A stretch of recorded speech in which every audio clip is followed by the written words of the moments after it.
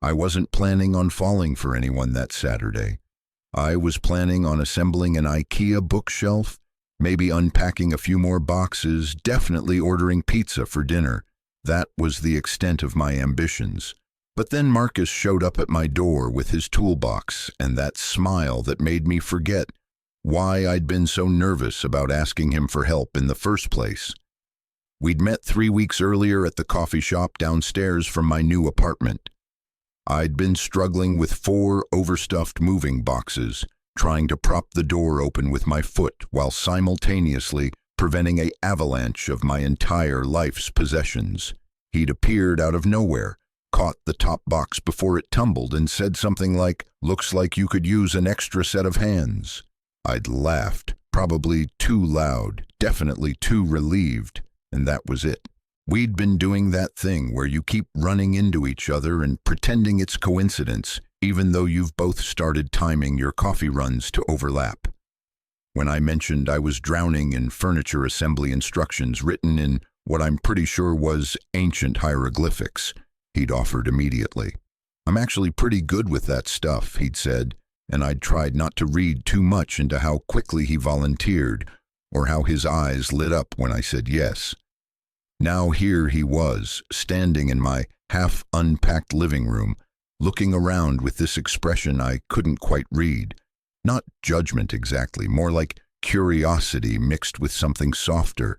He was wearing this faded blue t-shirt that had clearly been through 100 wash cycles, and I found myself noticing the way it fit across his shoulders, the way he moved with this easy confidence that made my small apartment feel suddenly smaller. "So," he said, setting down his toolbox with a decisive thunk, "show me what we're working with." I led him through the disaster zone, the bookshelf boxes leaning against the wall, the coffee table still half in its packaging, the desk chair that required, according to the instructions, approximately 700 tiny screws, and the patience of a Buddhist monk. He listened as I explained my vision, nodding occasionally, and I realized I was talking too much, gesturing too wildly, over-explaining because I was nervous, and he was standing close enough that I could smell his cologne, something woodsy and warm that made me lose my train of thought twice. "We can do this," he said when I finally stopped talking. "It'll take a few hours, but it's totally doable." Then he smiled, and I felt something shift in my chest, something that had nothing to do with furniture assembly and everything to do with the way he rolled up his sleeves, like he was preparing for battle. We started with the bookshelf.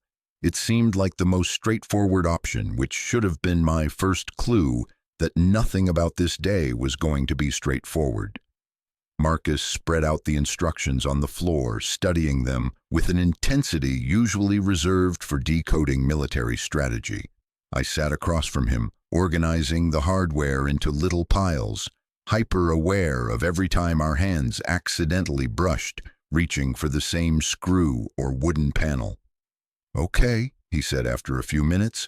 "I think I've got it. You hold this side steady while I attach the back panel." I moved to where he indicated, and suddenly we were close, working in tandem, his hands guiding mine to the right position.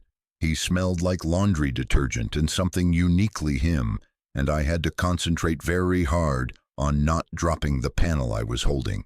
His breath was warm against my neck as he leaned in to check the alignment, and I wondered if he could hear how fast my heart was beating. "Perfect," he murmured, and I wasn't entirely sure he was talking about the bookshelf. We fell into a rhythm after that. He'd explain what needed to happen, I'd hold pieces in place or hand him tools, and slowly, miraculously, furniture began to take shape. But something else was taking shape too, something in the spaces between our words, in the comfortable silences that stretched out as we worked.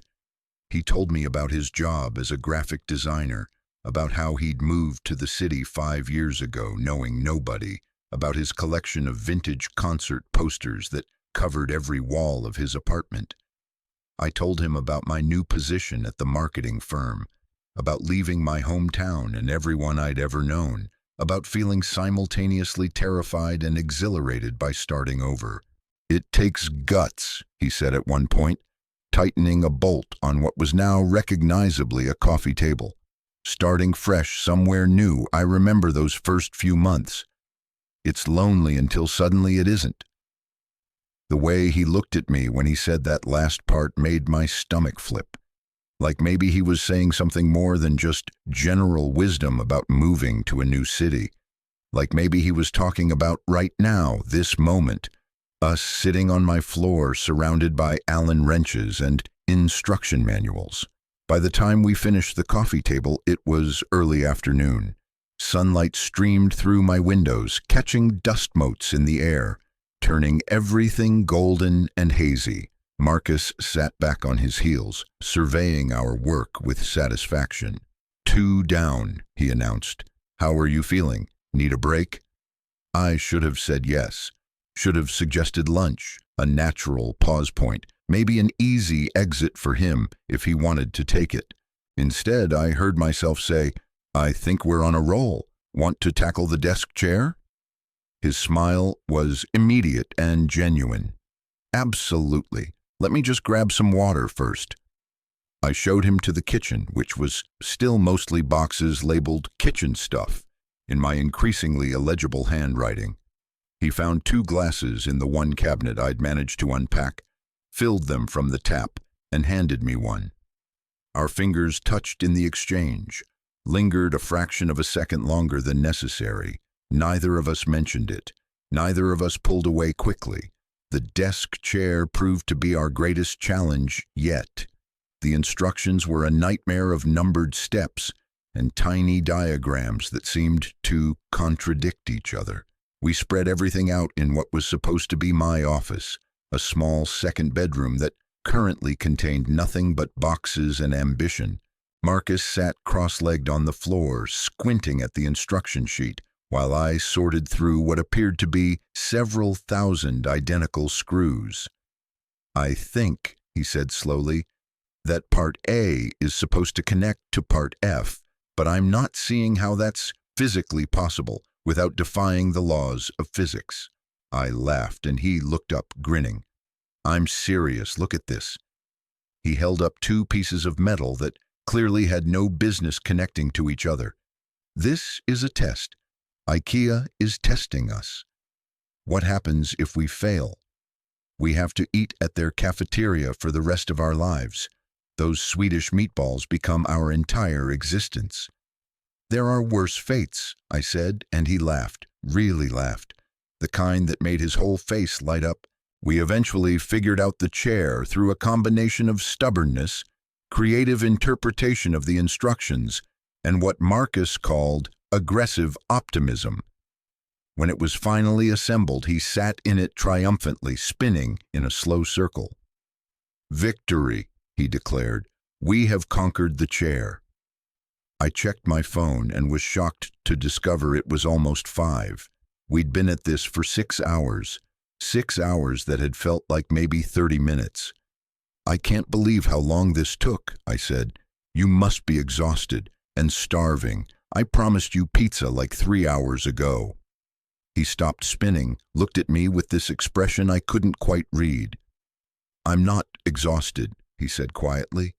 "I'm actually having a really good time." Something in the air shifted. We were both suddenly very aware of being alone in this small room. The afternoon light dimming toward evening. The intimacy of having spent an entire day together, doing something as mundane and domestic as building furniture. My mouth went dry. "Me too," I managed to say. "Having a good time, I mean. This has been really nice." He stood up from the chair, moved closer. Not invading my space exactly, but definitely closing the distance between us. "So about that pizza," he said. "What if we ordered it and actually ate it together? Like, I could stay for dinner, if you want." If I want, as if there was any universe in which I didn't want exactly that. "I'd really like that," I said, and his smile was like sunrise. We ordered from the place downstairs, the one we'd both been separately going to for weeks. While we waited for delivery, we moved back to the living room, admiring our handiwork. The bookshelf stood proudly against the wall, empty but ready. The coffee table anchored the space, made it feel more like a real living room and less like a storage unit. Even the lighting looked better somehow, as if assembling furniture had magically improved the ambiance of my entire apartment. Marcus settled onto my couch, the only piece of furniture I'd had delivered already assembled, and I sat next to him, leaving what I thought was a respectful amount of space between us. He looked around, taking in the boxes still stacked against the walls, the bare spots where I hadn't hung anything yet, the general chaos of a life in transition. "It's going to be great," he said, "once you get everything unpacked and put your own stamp on it. I can already see it." "Yeah? What do you see?" He tilted his head, considering. "Books everywhere, obviously. That's why you needed such a big bookshelf. Probably some plants in the windows, maybe some art on the walls. Nothing too matchy-matchy, kind of eclectic. A place that feels lived in and comfortable, where people want to hang out." The fact that he'd thought about it created a whole vision of my future space, made my heart do something complicated in my chest. "That's exactly what I want," I said. "How did you know?" He shrugged, but there was something vulnerable in his expression. "I've been paying attention, I guess, to you, to what you talk about, what you seem to care about." "Is that weird?" "That feels like it might be weird to say out loud." "It's not weird," I said quickly. "It's actually really sweet." We looked at each other for a long moment, and I felt the weight of everything unsaid hanging between us. All those coincidental coffee shop meetings, his immediate offer to help today, the way we'd fallen into such easy partnership, like we'd been doing this for years instead of hours. The way I'd caught him watching me when he thought I wasn't looking, the same way I'd been watching him. The doorbell rang, breaking the moment. Pizza had arrived. I got up to answer it, paid the delivery guy, and brought the box back to the living room. We ate sitting on the floor using the new coffee table, christening it with grease stains and laughter. Marcus told me about the time he'd tried to assemble a bed frame alone and ended up with extra pieces and a structure that collapsed the first time he sat on it. I told him about my disastrous first week in the city, getting lost on the subway, showing up to my new job an hour late and sweaty, nearly crying in the bathroom before my boss turned out to be incredibly understanding. "You hide it well," he said, reaching for another slice. "The nervousness, I mean. You always seem so put together when I see you." "That's because I spend 10 minutes in front of the mirror giving myself pep talks before I leave the apartment," I admitted. "Fake it till you make it, right?" "For what it's worth," he said, and his voice had gone softer, more serious. "You don't have to fake anything with me. I like you nervous. I like you confident. I like you covered in furniture assembly dust with your hair sticking up." He reached over, gently smoothed down a piece of my hair that had apparently been rebelling. His hand lingered near my face. "I just like you." My breath caught. "Marcus." "Sorry," he said, but he didn't move his hand. "I know this might be moving fast, or maybe I'm reading this whole day wrong, but I've been wanting to say that for weeks. And then today, spending all this time with you, it just became really obvious that I didn't want it to end. I kept finding reasons to slow down, to take longer on each piece, because the alternative was finishing and leaving and going back to just seeing you randomly at the coffee shop and pretending we were both there by accident." I turned my head slightly, just enough that his hand cupped my cheek. "You weren't reading it wrong," I said. "I've been timing my coffee runs to match yours. I've been hoping you'd notice me. When you offered to help today, I maybe didn't need quite this much help, but I wanted an excuse to spend time with you." His laugh was quiet, almost relieved. "Really? Really, I've been a mess around you for 3 weeks. I thought I was being subtle, but apparently we've both been terrible at this." "The worst," he agreed, and then he was leaning in, and I was leaning in, and suddenly we were kissing in my half-unpacked living room, with cold pizza forgotten on the table, and furniture assembly tools scattered around us, like the debris of a very domestic explosion. He kissed the way he did everything else, with focus and care and this underlying intensity that made me dizzy. His hands moved to my waist, pulling me closer, and I threaded my fingers through his hair, which was softer than I'd imagined during all those times I'd definitely not been imagining this. We broke apart only when breathing became necessary, foreheads pressed together, both of us slightly stunned. "So," he said, voice rough, "does this mean I have a reason to stay after we finished?" I laughed against his mouth.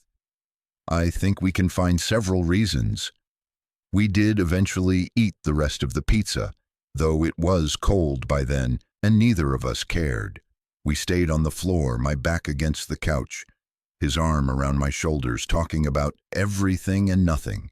He told me about his family back in Oregon, about his sister's upcoming wedding, about his dream of starting his own design studio someday.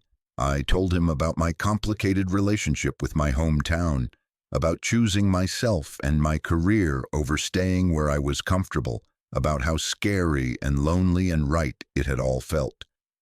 "I'm glad you ended up here," he said at one point, pressing a kiss to my temple. "Selfish reasons, obviously, but still. I'm glad." "Me too," I said, and meant it more than I'd meant anything in a long time. As evening turned to night, we moved through my apartment together, and he helped me unpack boxes I'd been avoiding. We found homes for books on the new shelf, arranged my limited kitchen supplies in some semblance of order, hung a few pieces of art he insisted looked better than I thought they did. It was domestic and intimate and felt like something we'd been doing together for years instead of hours. At some point, he pulled out his phone to check the time and made a face. "It's almost midnight. I should probably go. Early meeting tomorrow." But he didn't move. Neither did I. We stood in my small kitchen, the overhead light casting soft shadows, neither of us willing to be the first to step away. "Or," I said carefully, "you could stay.